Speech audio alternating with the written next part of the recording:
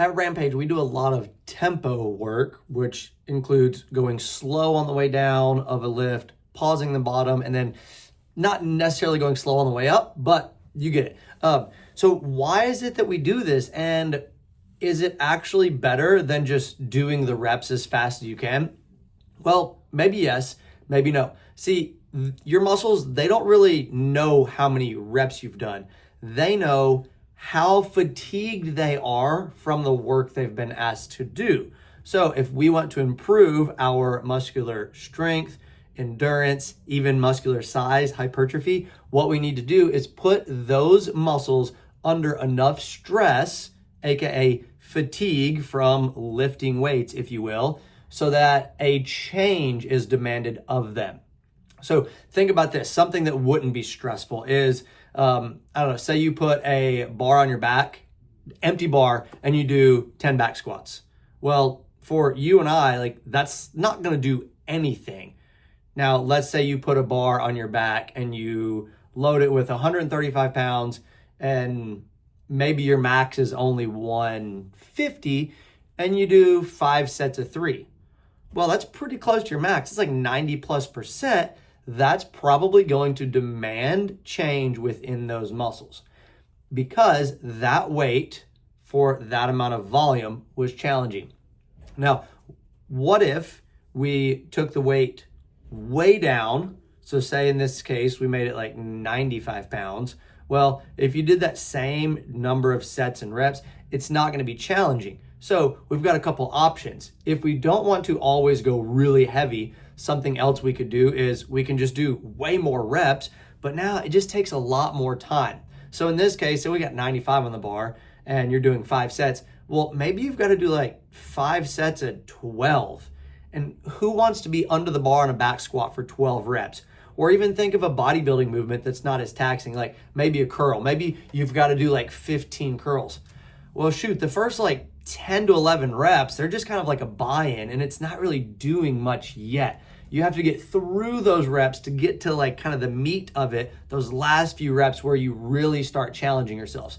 So by adding a tempo to something, we can challenge the musculature much sooner than having to do a whole bunch of reps and also without having to go extremely heavy, right? So maybe we can still keep that 95 pounds on the bar and instead of having to do 10, 12, 15 reps, we can do a 3-second down, we can do a 3-second pause, and then we can drive up. And within maybe 8 reps, it gets really challenging.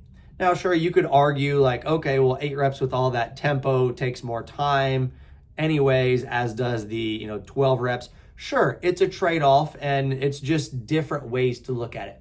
However, there are some other benefits to tempo, slowing things down, that aren't necessarily specific to muscular growth, but rather control.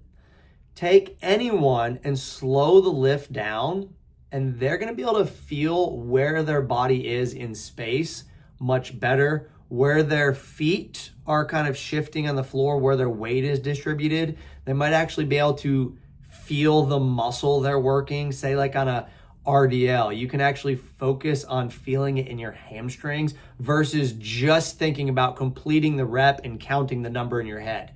So slowing things down helps you learn better movement patterns. Take someone who's brand new at deadlifting. Show them how to deadlift and give them a bar, and they're probably still gonna be all over the place when they're trying to pick that bar up. But have them pick it up and say, I want you to take 5 seconds to go from the ground to standing. They're likely going to stand up exactly how you would want because it only makes sense to have the bar in one straight line on the way up, and you'll be able to feel this if you're going extremely slow. So by slowing things down or even by pausing at certain parts of the lift, you gain much better control and awareness. And this isn't just for beginners learning to lift. Like, this is also for advanced athletes. Maybe you don't realize you're rocking back on your heels a little bit whenever you're pulling your bar off the ground. Or maybe you don't realize that your intention is to overhead press something, but you're bleeding energy through your ankles and feet by shifting around a lot or by wearing running shoes, and your feet are just doing a whole lot of this on the ground when you're trying to get a shoulder and tricep workout. So slowing things down really helps you feel the movement. And with that, it therefore improves safety, right? It's going to keep you safer if you're grounded and if you really understand where your body should be in space with an external load. Now, when we talk about a pause, so usually at the end range of motion, so the bottom of a squat, the top of a press, the bottom of a curl, typically injuries, which are very low in the gym, extremely low compared to sports, but typically injuries happen at the end range and the change of direction. It's kind of like if you were driving your car and you slow down a little bit, but instead of coming to a stop, you just throw it in reverse and hit the gas pedal. Imagine what's going to happen. You're going one way and then immediately you ask the machine to go the other way. Not going to be good. Well, think if you're going one way and you come to a stop and then you go the other way.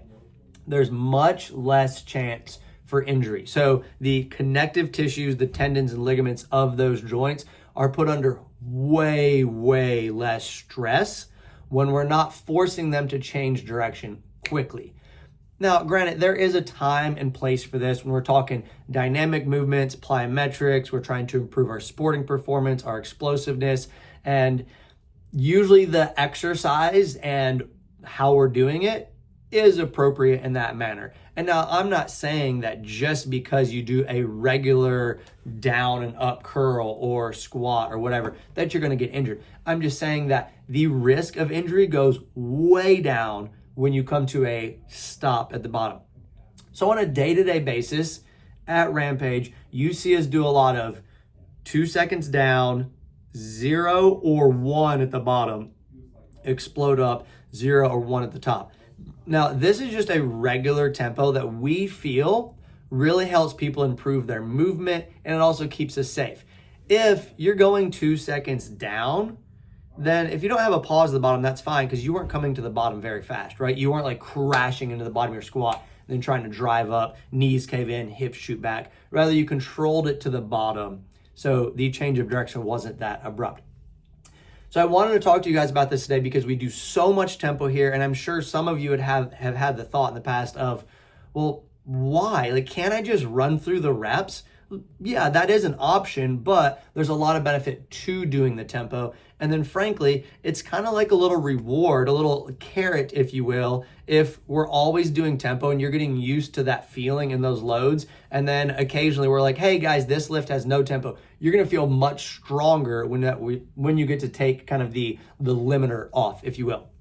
All right, guys, hopefully you enjoyed this. I know it's a little bit long, a little bit deeper than we normally go on the member note in the newsletter. If you liked it, let me know. We can talk more about this type of stuff in the future. Thanks.